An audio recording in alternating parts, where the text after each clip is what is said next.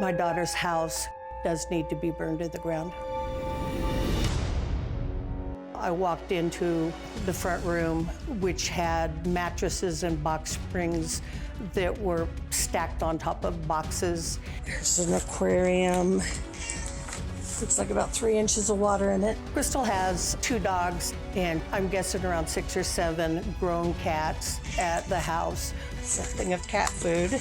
There's trash bags filled with trash. There was just so much everywhere. There wasn't any safe place that you could see to walk. My daughter is raising my grandson in a disgusting pigsty. This would be the dining room. Just the other day, my wife tripped twice walking through her house. Ow. There's trash everywhere. There's rotten food in the refrigerator. That isn't how my daughter was raised.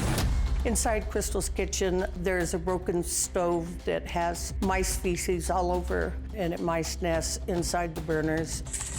Kitchen floor, kitchen sink. The house reeks of rotten food.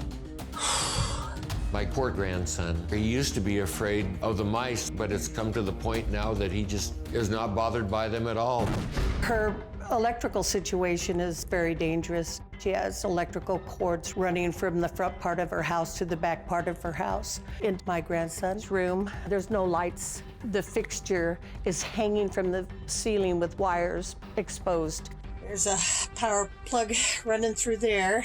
I was in Crystal's house 18 months ago. It was bad, and I told her she needed to get it cleaned up. She said she was gonna work on it.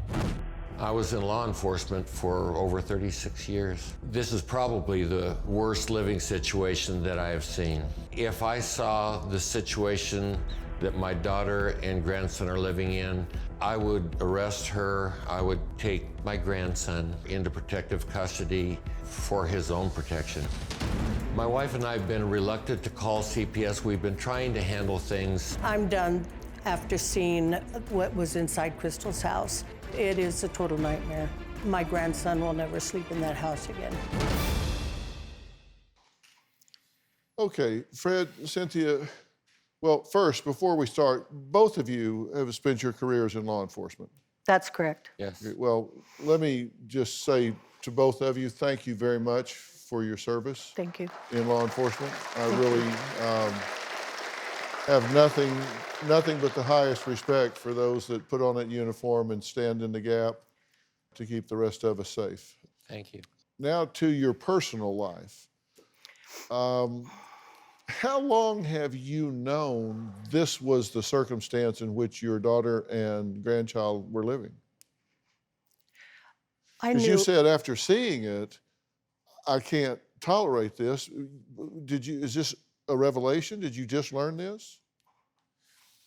As far as the situation as it is right now, yeah. I mean, it was cluttered when we were last in there, but it was nothing like this at all. When were you last in there, before now? About 18 months ago. So she spiraled this much in 18 months. She did.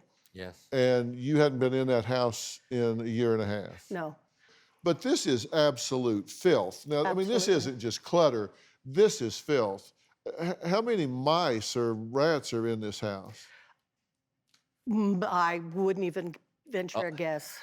You said there's a broken stove and there's mouse feces, rat feces, whatever, all over the top of the stove.